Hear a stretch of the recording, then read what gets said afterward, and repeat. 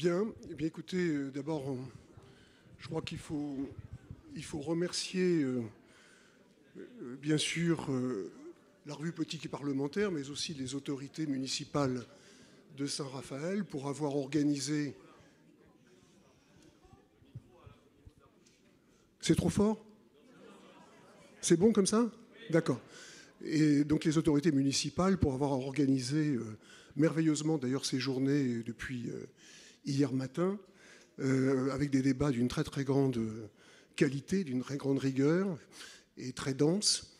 Et donc nous allons vous parler, au thème d'aujourd'hui, je dirais, ce qui est un petit peu un pont aux ânes pour les étudiants de relations internationales, en tout cas d'histoire de relations internationales, c'est-à-dire Huntington, qui a surgi sur la scène internationale, si je puis dire, enfin, sur la scène des idées, en quelque sorte, il y a 30 et quelques années, avec son idée du choc des civilisations, auquel d'ailleurs répondait de façon, je dirais, un petit peu symétrique, Francis Fukuyama, qui d'ailleurs a été l'élève d'Huntington à Harvard, avec son idée de la fin de l'histoire et du dernier homme. Enfin, le thème d'aujourd'hui, c'est Huntington. Alors, la personne, vous le connaissez, vous la connaissez au moins je dirais, de culture générale. Il est mort, il était en 1927, sauf erreur de ma part. Il est mort en 2008, je crois. Et il a fait toute sa carrière à Harvard. Et il a développé un certain nombre d'idées qui, en fait, ne sont pas très compliquées. Elles sont même assez simples, on va en parler. Dans un livre qui s'appelle Le choc des civilisations, qui a été publié pour la première fois, d'ailleurs dans un article de Foreign Affairs en 1993, sauf erreur de ma part, puis repris dans un livre. Il a développé cette fois, comme ça se fait souvent, sauf erreur de ma part, en 96-97, enfin en 96 aux États-Unis avec une traduction française en 97. Alors, il reprend un certain nombre d'idées, enfin il développe un certain nombre d'idées. On va revenir dessus. Ce qui est intéressant, c'est que le duo, je dis le duo, on pourrait dire l'affrontement intellectuel, entre le maître et son élève, entre Huntington et Francis Fukuyama, a trouvé son apogée, en quelque sorte, son point d'orgue, son point de cristallisation, évidemment, avec l'attaque contre les tours jumelles le 11 septembre 2001. Là, il est clair que la plupart des personnes ont été tentées de dire que c'était Huntington qui avait raison, c'est-à-dire que les civilisations s'affrontent entre elles, elles sont méchantes, elles sont violentes, et notamment l'islamisme qui est quand même très répandu dans le tiers. Enfin, l'islam et l'islamisme font partie des plus dangereuses, enfin, d'après son point de vue. Alors, ce qu'il faut dire, c'est que comment dirais-je, il a d'abord commencé par identifier un certain nombre de civilisations. En fait, il en identifie, pardon, excusez-moi, ça dépend d'ailleurs des textes qu'on regarde à son sujet. Il y a plusieurs versions, mais disons que c'est 6, 7 ou 8 à peu près. Ça varie selon les commentaires qui sont faits de son œuvre. Alors, les grandes civilisations qu'il a identifiées, évidemment, il n'y a rien d'original. Il y a la chrétienté, qu'elle soit catholique, protestante ou orthodoxe. Il y a le bouddhisme, il y a le confucianisme, le shintoïsme et l'islam. Ce qui est intéressant, et ensuite je vais m'arrêter là pour passer la parole à Charles, ce qui est intéressant, c'est qu'il dit, contrairement à ce qu'il est souvent écrit, en disant qu'il considère l'islam comme extrêmement dangereux, il a souvent écrit qu'il ne considère aucune de ces civilisations comme plus responsable potentiellement que d'autres d'un éventuel choc qui surgirait un jour. Voilà, je pense que Charles, je vais te passer le ballon en quelque sorte. Charles a été présenté plusieurs fois par le présentateur de la séance. Je rappelle pour ceux qui n'auraient pas entendu que Charles Zorbib, que je connais depuis longtemps, est professeur agrégé de droit public, a enseigné à Paris 11, à Sorbonne, et a été recteur de l'université d'Aix-Marseille. Merci Charles. Merci Alain. Oui, je crois que tout a commencé avec la chute du mur de Berlin. Comme a déclaré à l'époque le président américain, qui était Bush senior, lorsque le spectacle stupéfiant de la chute du mur, qui avait tellement marqué nos vies, qui avait tellement marqué la politique internationale, Bush senior s'est écrié les repères de toutes nos vies se sont effondrés. Nous ne savons plus quoi penser. Et je crois que c'était le problème pour toute une génération. Les repères qui avaient scandé nos vies, le fameux mur, que personnellement j'ai bien connu parce que je suis un des quelques milliers de Français qui ont fait leur service militaire au secteur occidental de Berlin, figurez-vous. Donc le mur, je le voyais tous les jours. Et nous jouions, d'ailleurs c'était très, très intéressant sur le plan de la compréhension du système international de l'époque.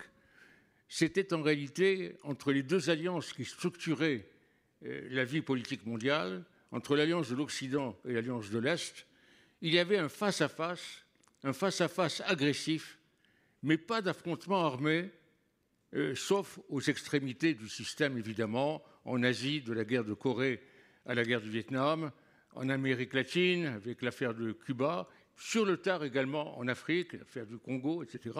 Mais au centre même du sanctuaire, du double sanctuaire occidental et socialiste, il n'y avait pas d'affrontement armé, il y avait une sorte de rituel, il y avait une codification des comportements qui a commencé sous les présidences Eisenhower et Kennedy et qui a été perfectionnée sous le proconsulat de Nixon avec son secrétaire d'État Kissinger. Il y avait une véritable codification du comportement. On avait donc un système extrêmement original, un système de double alliance, un face-à-face de double alliance, sans véritable affrontement armé. Moi, je me rappelle quand nous étions en patrouille le long du mur, nous étions parfois pris en joue par les Volpo, la police populaire de l'Allemagne de l'Est. Nous n'étions pas des héros, mais nous n'avions absolument aucun trouble parce que nous savions qu'ils ne tireraient pas. C'était un jeu, c'était du théâtre, c'était une sorte de théâtre. Donc, d'ailleurs, il y a un précédent dans l'histoire de système bipolaire comparable au système que nous avons vécu pratiquement de 1944-45 à 1989. C'est le fameux système bipolaire des cités grecques, décrit par Thucydide, l'affrontement bipolaire entre l'alliance d'Athènes et l'alliance de Sparte. Et la ressemblance est allée si loin qu'il y avait un helléniste distingué au département d'État sous l'administration Nixon-Kissinger. C'est là que le plus d'accords américano-soviétiques ont été conclus sur la codification des comportements. Et sous l'influence de l'helléniste en question, on a repris les termes mêmes des traités passés entre Athènes et Sparte. Je trouve ça extraordinaire.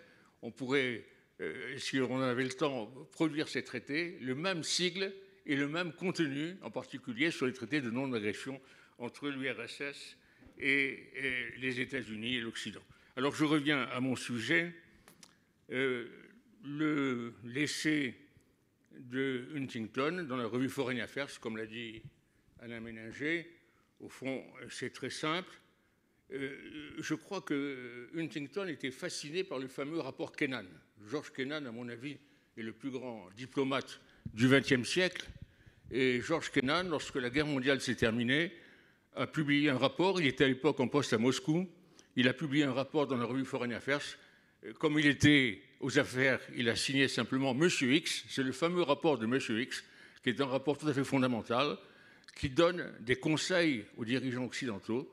Il leur dit « Ne vous excitez pas, la présence de ce monde communiste stalinien à l'époque est extrêmement dangereuse pour l'Occident. C'est un véritable défi qui est tendu à l'Occident. Mais calmons le jeu, endiguons, le vrai terme, c'est l'endiguement. Nous n'avons qu'à contenir le bloc socialiste, le bloc soviétique, nous n'avons qu'à l'endiguer et il s'effondrera tout seul. Il s'effondrera de l'intérieur. Les structures soviétiques ne peuvent pas marcher. Un jour, tout s'effondrera. Je trouve, là, pour le coup, avec George Kennan, nous avons une prédiction absolument extraordinaire. Son conseil était suivi.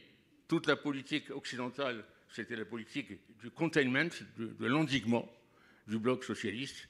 Et cela s'est terminé le 9 mai 1989 par la chute du mur de Berlin et par l'effondrement du bloc communiste. C'est évidemment quelque chose d'assez extraordinaire. Et comme l'a dit Alain Ménager, sous l'éclair aveuglant des attaques du 11 septembre 2001, tout d'un coup, le rapport d'Huntington, qui paraissait assez simple finalement, a pris une très grande dimension. Alors je dois quand même préciser qu'il y a eu plusieurs rapports.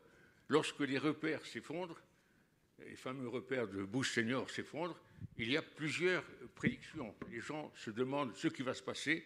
Vers quel système international allons-nous? Alors, Alain Ménager a cité très justement le rapport de Francis Fukuyama, c'est-à-dire l'idée très apaisante, très idéale, si je puis dire, selon laquelle le monde entier va se rallier à la conception libérale, démocrate du monde, conception de la démocratie de type libéral occidental, si je puis dire. À mon sens, hélas, Fukuyama a très vite compris qu'il s'était trompé. Tous les 10 ans, il réécrit dans un nouveau sens son rapport. Il a commencé à le réécrire après le 11 septembre, qu'il n'avait pas prévu. Pour moi, entre nous, puisque nous sommes en petit comité, je dirais que Fukuyama, c'est la politique internationale selon la comtesse de Ségur. Mais après tout, il faut de tout pour faire un monde. Et il y avait également, au même moment, la prédiction de Henry Kissinger. Alors ça, c'est autre chose.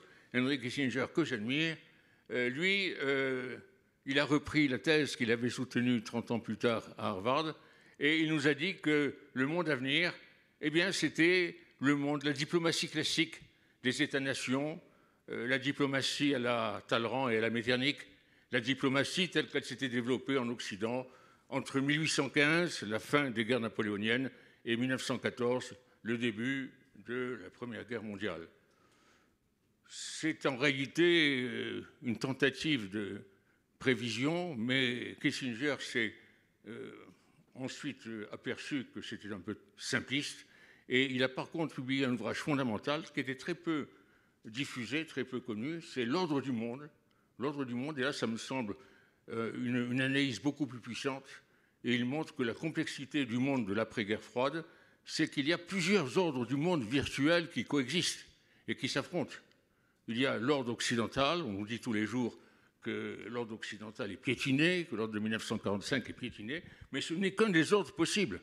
Il y a aussi l'ordre islamique, c'est un ordre totalitaire, avec la Oumma musulmane, etc., qui se dresse. Il y a l'ordre du Sud global, il y a plusieurs ordres qui coexistent et qui se combattent, et c'est ce qui fait l'extrême difficulté de la situation d'aujourd'hui,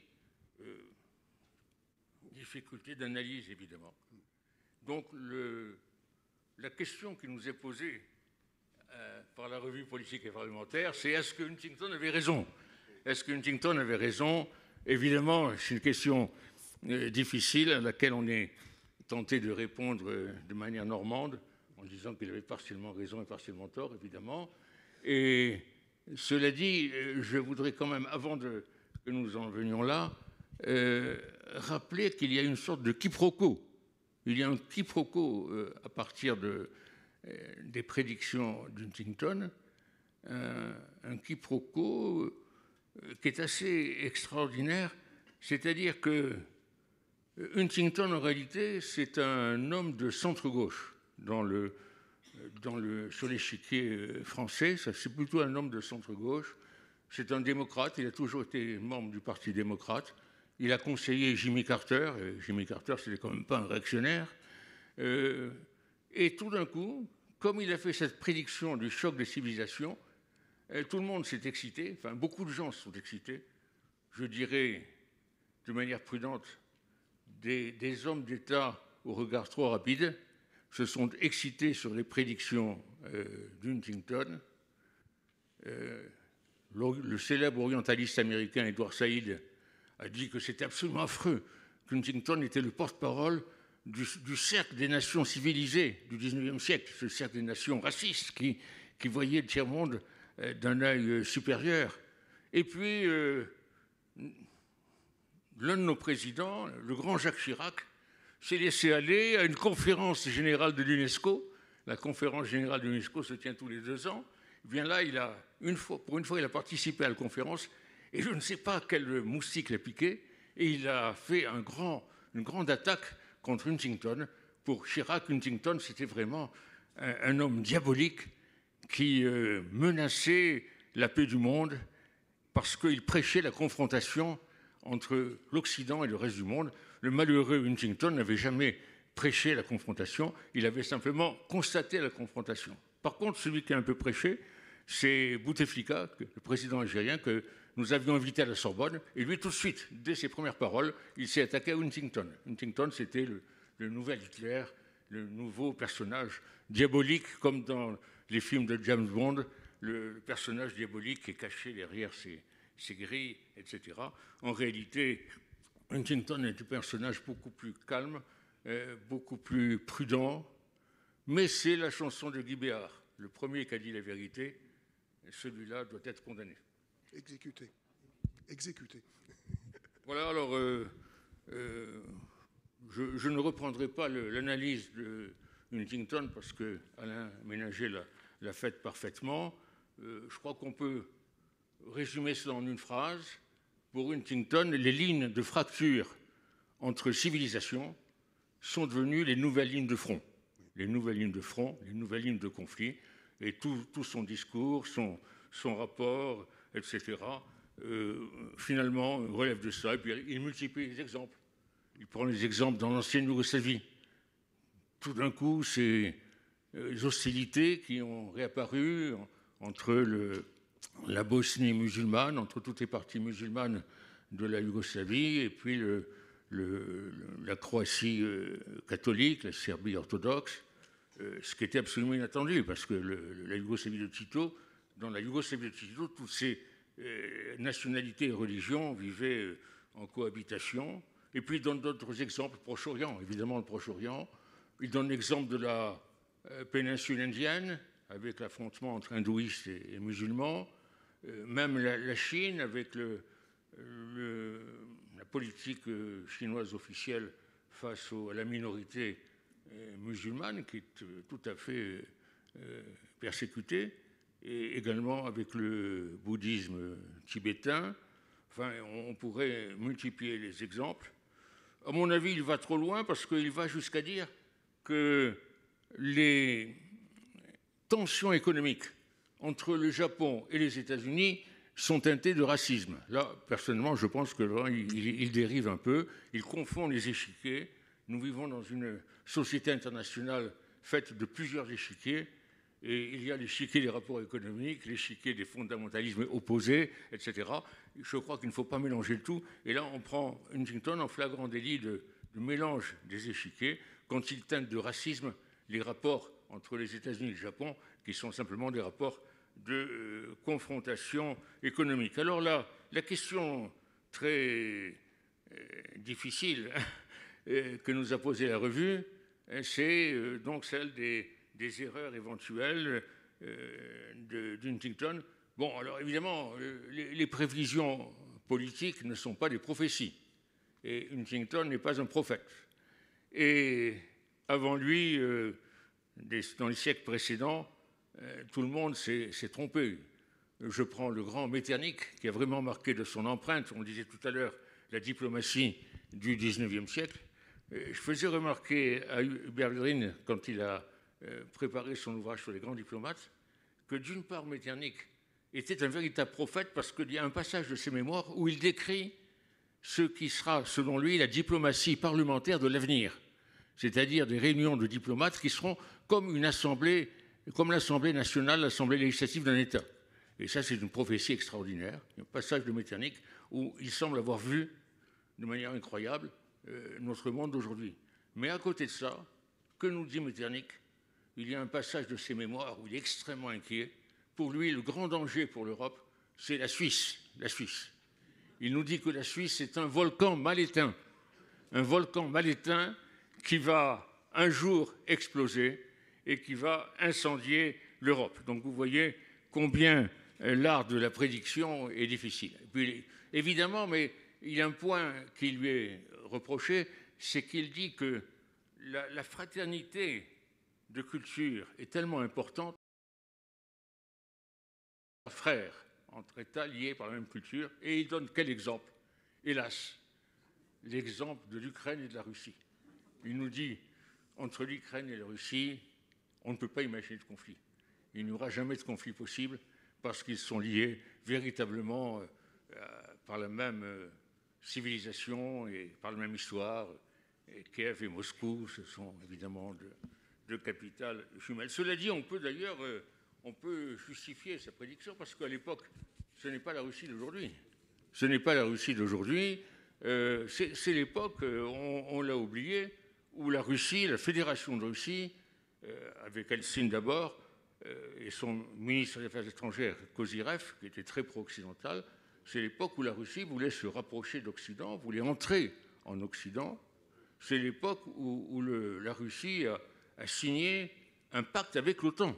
La Russie, vous vous rendez compte, vous réalisez, la Russie était membre associé d'OTAN. La Russie avait signé l'acte fondateur OTAN-Russie, donc ce n'était plus le même monde et on peut comprendre donc l'erreur, ce qui apparaît aujourd'hui comme une erreur. Et le grand diplomate Georges Kennan, lui, pensait que non. Il pensait que l'erreur, c'était celle de l'Occident. Il pensait que l'Occident aurait dû accrocher la Russie qui était demanderesse. Et il parle, Georges Kennan, qui est décédé à 100 ans, juste avant sa mort, il a publié une critique extrêmement agressive. Il restait très, très offensif. Il a publié une critique très agressive des politiques occidentales qu'il a qualifiée. Il a dit l'Occident vis-à-vis de la Russie, c'est une bévue stratégique épique. Ce sont ces termes, bévue stratégique épique. Cela me semble intéressant, en tout cas, pour nous, pour notre réflexion. Alors, par ailleurs, Huntington, lorsqu'il écrit, il émet des pronostics qui semblent à l'époque des erreurs pour le lecteur moyen et qui, par chance, par la suite, se sont vérifiés. C'est un phénomène assez extraordinaire. Il a une certaine chance. Par exemple, il nous dit la Turquie. La Turquie, c'est extrêmement important, selon lui, parce que la Turquie, c'est le modèle pour toutes les nouvelles républiques musulmanes qui émergent aussi bien de l'ex-Yougoslavie que d'ancienne URSS, du Caucase ou d'Extrême-Asie, etc. Il dit, vous voyez, la Turquie, c'est un modèle pour la résurrection à laquelle nous assistons de l'islam. Or, à l'époque, quand il écrit et quand il publie, c'est encore la Russie kémaliste, c'est-à-dire une Russie laïque. Donc ça n'a pas de sens. Lorsque la première ministre de Turquie, Mme Siller, fait une visite d'État en Bosnie, elle prend soin de ne pénétrer dans aucune mosquée. Les autorités bosniaques l'invitent à aller dans la principale mosquée de Sarajevo, elle refuse. Elle veut rester sur un parcours purement laïque. Donc lorsqu'il écrit, ça n'a pas de sens. Ce n'est pas vrai. La Turquie n'est pas le modèle des nouvelles républiques musulmanes. La Turquie est une république, à l'époque, encore kémaliste. Ce sont les derniers feux du kémalisme. Et puis il a raison après coup, puisque après coup, c'est Erdogan qui va renverser la table et qui va opérer un retour à l'islam. Également, il conclut son article de Foreign Affairs en dénonçant ce qu'il appelle une connexion islamo-confucéenne, une connexion. Alors là, d'ailleurs, on peut le critiquer parce que tout cela, jusque-là, c'est l'idéologie. Il parle de l'idéologie et de la culture. Et là, cette connexion islamo-confucéenne, c'est plus du tout cela. C'est une sorte de trafic en matière d'armement. Il nous dit, vous voyez, l'Occident énonce des normes d'interdiction de dissémination de l'arme nucléaire. Eh bien, il y a une connexion entre les pays d'islam et les pays d'Extrême-Asie pour transgresser cette interdiction, pour transgresser cette norme. Et là aussi, lorsqu'il écrit ça, on ne comprend pas très bien pourquoi. Et après coup, il a raison, puisqu'après coup, il y a l'odyssée d'un personnage assez incroyable, Abdul Kader Khan, pakistanais, qui est un entrepreneur en vente d'armements atomiques. C'est un homme très, très brillant qui a pénétré tous les systèmes atomiques et il les vend. Il les a vendus. C'est d'ailleurs un commerce extrêmement rentable. Il a vendu l'arme atomique à à Kadhafi, il a vendu, d'abord à la Corée du Nord, à Kadhafi, d'abord à son propre pays, le Pakistan. C'est grâce à lui que le Pakistan a fait ses essais atomiques. Donc, à l'époque où il écrit, on ne comprend pas très bien, et puis finalement, il avait raison.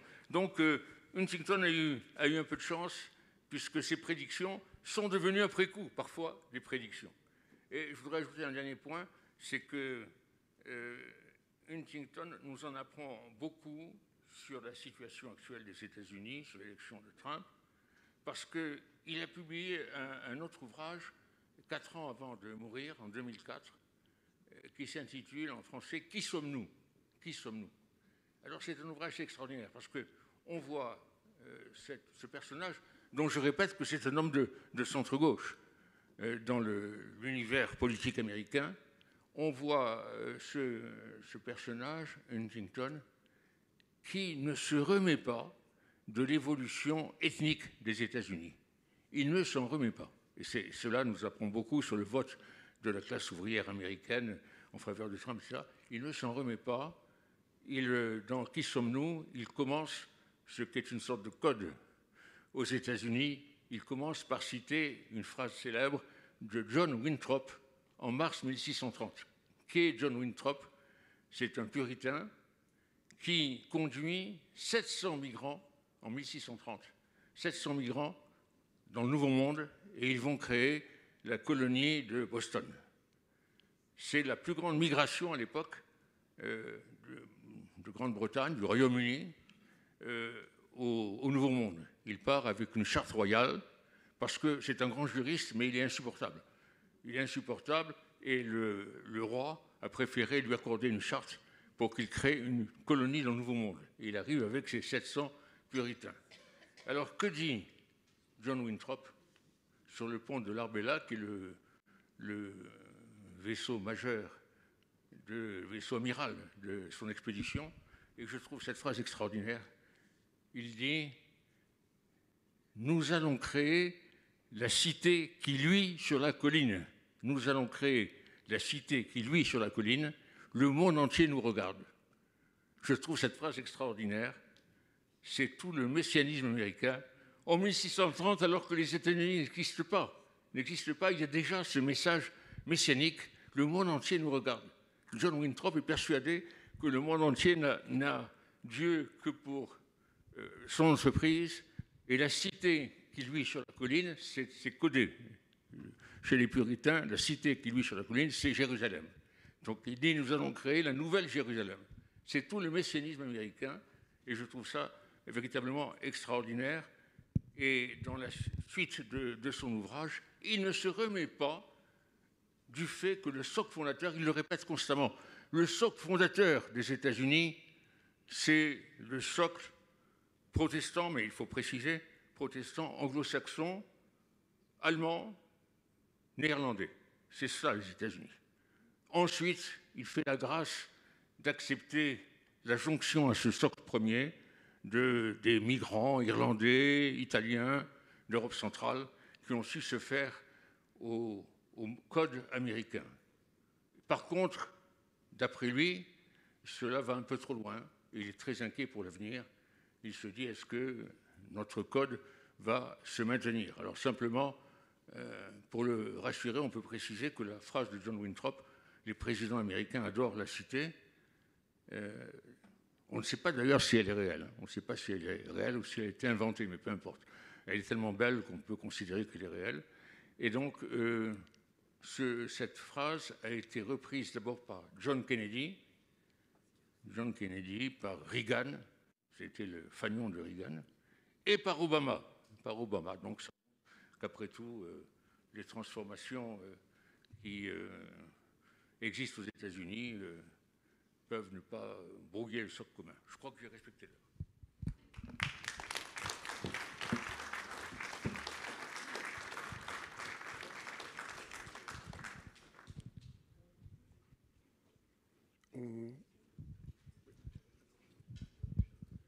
Ça marche ? Oui, ça marche. Oui, donc je disais que il a cette idée, cette première intuition qui est que les anciennes motivations de conflits comme les idéologies ont disparu, mais qu'elles sont petit à petit remplacées par, en tout cas, par un autre mode, enfin, par un autre risque de conflit, qui, eux, partent des civilisations. Comme le disait l'ambassadeur de Jamais, il parle de ce vieux fond de sauce que sont les civilisations, histoire, religion, etc., coutumes locales, qui constituent elles aussi un facteur possible d'affrontement. Deuxième chose, ou troisième chose plutôt qui m'intéresse dans son corpus, c'est une idée importante. La modernisation n'est pas l'occidentalisation. Ça, je crois que c'est peut-être une erreur commise souvent par l'Occident et qui induit, je crois, enfin qui contient une espèce de confusion entre l'Occident technicien, scientifique comme on veut, et l'Occident sociétal. C'est-à-dire, ce n'est pas parce que un pays, je vais dire du tiers-monde, même si l'expression est datée et connoissée, accepte la technologie occidentale. On est même extrêmement vorace et consommateur dans ces développements les plus récents, les plus modernes et les plus performants. Ça ne veut pas dire pour ça qu'il accepte d'importer, j'allais dire sociologiquement, le mode de vie occidental, les valeurs occidentales, la philosophie occidentale dans son pays. Ça, c'est aussi une donnée extrêmement importante. Troisième chose qui m'a frappé chez lui,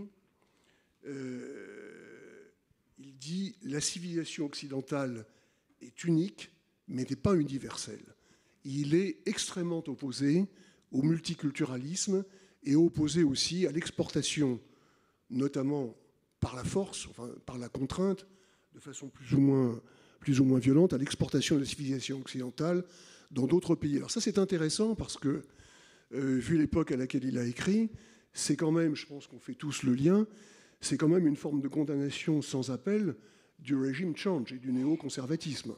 On est pratiquement à l'époque où les Bush, enfin d'abord le père, ensuite, enfin surtout le père et ensuite le fils, s'arc-bouteront sur cette idée de régime change, c'est-à-dire d'exporter la démocratie dans les pays qui ne l'ont pas pour assurer en quelque sorte la pacification et la tranquillité.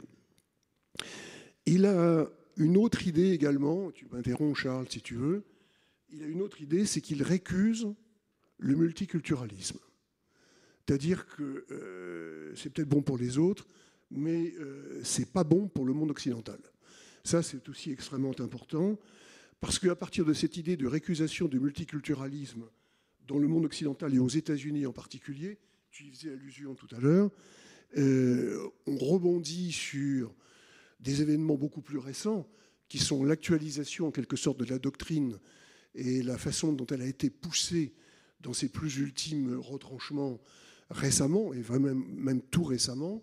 Je pense au discours de J.D. Vance à la conférence sur la sécurité de Munich il y a quelques jours, c'est pas si vieux que ça, et même au discours de Trump aux Nations Unies, qui est dans la même veine, d'ailleurs c'est la même chose, sur cette idée. Alors il y a une idée qui est derrière ça, qui a été développée, qui est intéressante, qui peut choquer certains, mais c'est quand même été développée par Vance et par Trump, qui est qu'en réalité, le grand risque sécuritaire, en quelque sorte, que court l'Occident, ce n'est pas la Chine, la Russie ou que je ne sais quelle autre puissance, c'est en fait le risque lié au changement de sa composition de population à l'intérieur, et notamment à l'invasion migratoire, qui fait que petit à petit, l'Europe est en train d'ignorer, ou en tout cas de s'éloigner du socle de valeurs fondamentales, sous-entendu partagé par les États-Unis, et notamment par les États-Unis trumpiens. Donc ça, c'est extrêmement important, parce que moi, je pense, et on peut en parler, c'est qu'à terme, on n'a pas eu beaucoup de débats sur un ou des Occidents. Le thème a été effleuré dans les panels précédents, mais ça peut être un facteur de divergence progressive. Alors, il y a plusieurs hypothèses possibles. Le trumpisme subsiste, ou il s'altère, mais il y a une chose qu'il faut savoir, c'est que l'électorat trumpien n'est peut-être pas majoritairement MAGA, mais il est majoritairement très conservateur. Ça veut dire que si, sous une forme peut-être atténuée, le trumpisme se survit à lui-même, on a à terme, compte tenu de l'évolution européenne actuelle, un risque de divergence entre l'Europe et les États-Unis, c'est-à-dire en fait deux parties fondamentales, les deux parties fondatrices du monde occidental, qui sont traditionnellement, depuis 250 ans, reliées avec des conflits, des chamailleries, etc. En 250 ans, il y en a forcément, mais qui sont ralliés, enfin je dirais, raccordés par une espèce de fil d'or civilisationnel qui nous unit aux États-Unis depuis au moins 1776 en tout cas, et il y a un risque que ce fil d'or soit rompu du fait de l'évolution divergente des deux pays ou des deux, on peut le terme d'Huntington, des deux civilisations. Qu'est-ce que tu en penses, Charles ? Oui, on peut terminer quand même. Comment ? Je ne sais pas s'il est temps de parler. Est-ce qu'on a encore une minute ? Deux des idées. Tu as amené beaucoup d'idées, alors je reprends simplement deux. Il me semble que Huntington a sous-estimé la fascination du reste du monde pour l'Occident. Contrairement à lui, je pense qu'il y a toujours une fascination du reste du monde pour l'Occident. Alors c'est vrai qu'il n'y a plus la fascination flamboyante des premiers temps, qui était symbolisée par Mustafa Kemal. Véritablement, la Turquie des années 1920, c'est la fascination pure pour l'Occident. Kemal va jusqu'à supprimer l'alphabet arabe, à le remplacer par l'alphabet romain, etc. C'était incroyable. Et il va de village en village porter la bonne parole. La suite est très différente. Mais quand même, la fascination pour l'Occident subsiste. Prenez Nasser, prenez Gamal Abdel Nasser, son ouvrage fondamental, c'est la philosophie de la Révolution.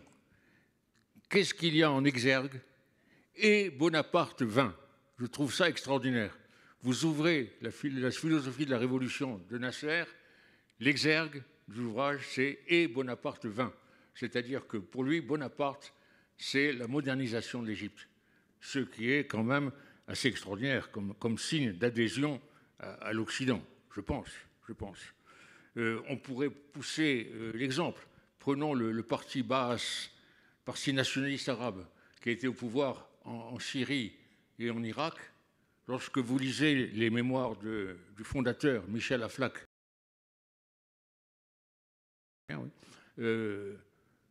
il explique qu'il a été étudiant à la Sorbonne et il cite ses maîtres. Alors ses maîtres, il y a tout le monde. Tout est réuni. Bergson, Maurras, etc. Tous les personnages dont on peut parler quand il était étudiant à la Sorbonne, ce sont ses maîtres et il les met dans ses mémoires.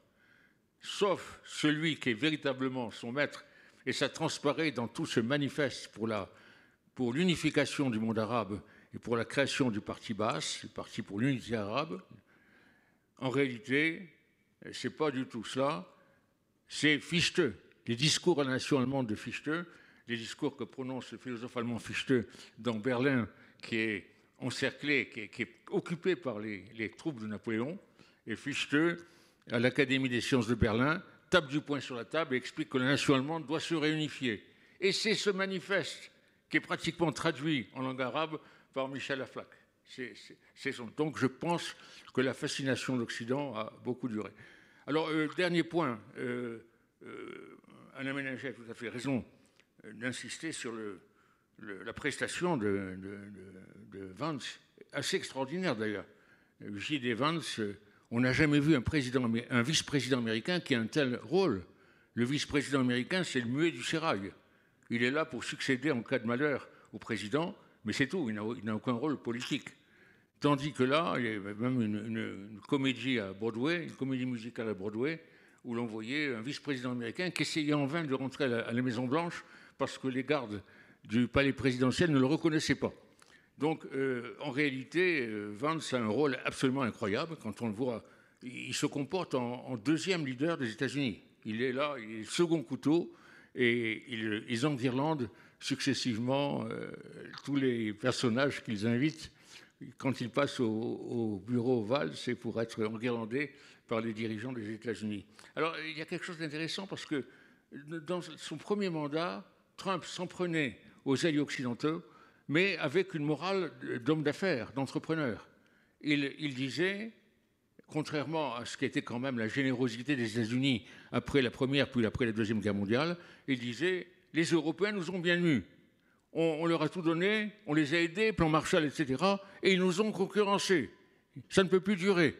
Il faut qu'ils payent. » Ça, c'était une logique d'entrepreneur. Là, avec Vance, ça va beaucoup plus loin. Et son discours de Munich est tout à fait caractéristique. Il dit aux Européens, vous n'êtes pas des démocrates. Vous n'êtes pas des démocrates parce que vous pratiquez la pensée unique. Et c'est le même problème qu'aux États-Unis. Au fond, en Europe, vous avez le camp du bien, et puis on exclut l'extrême droite et l'extrême gauche. Ils n'ont pas le droit de gouverner, ils ne font pas partie du camp du bien. Et c'est aussi ce qu'a subi Trump. Il était vraiment opposé au camp du bien. Donc, Vance étend cela à l'Europe, et à Munich, il est parti saluer les représentants du fameux parti d'extrême droite, Alternative für Deutschland. Vance est parti leur serrer la main, après avoir fait son discours. C'est quand même extraordinaire. Donc voilà, je crois que on peut dire. Merci. Voilà.